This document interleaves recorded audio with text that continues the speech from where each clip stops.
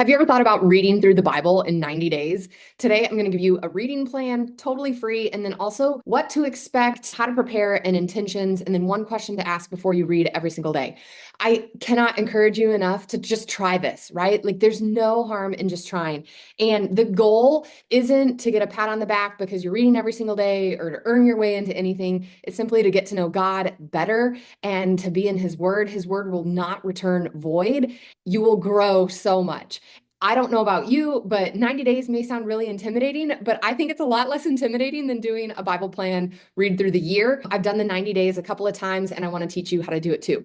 Okay, so first things first, here is the free PDF. You can grab it, go to stephanieparisi.com, and you can get this PDF for free. I won't even take your email. I just want you to have access to it. Every single day, you're going to be reading about 12 to 13 chapters per day. Some days, 12 to 13 chapters isn't very much. And then other days, you're just like, oh my gosh, these chapters are forever long. So I found it can take me anywhere from about 20 minutes to 60 minutes a day. A little bit different than doing like my morning quiet or priority time with God is the other thing I would say is that you're likely not going to be able to do this all in just one sitting, depending on your life. Now, I'm a busy mom with little kids.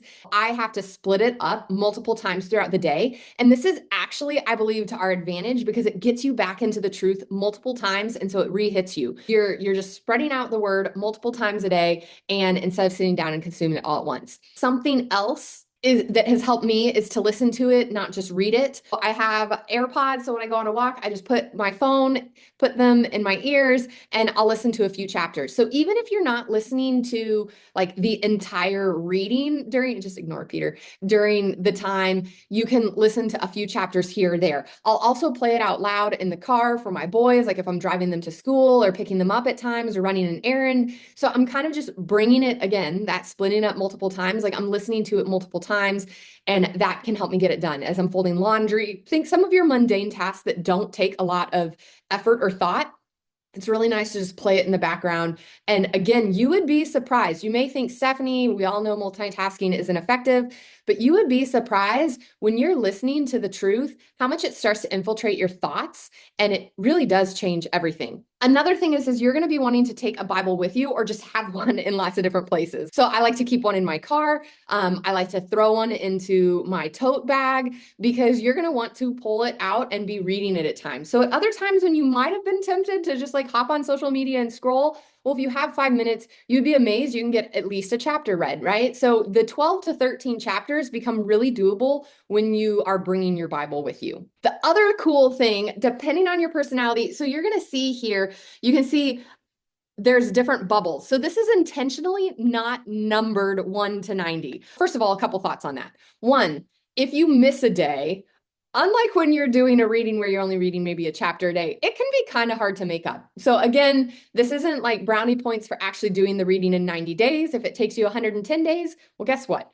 You're getting in the Word, which is the whole goal, right? Intentionally, they're not numbered. So if you miss a day, well, just keep going the next day. The other thing you can see is you can see here, like I have done these, but I've also bounced around some.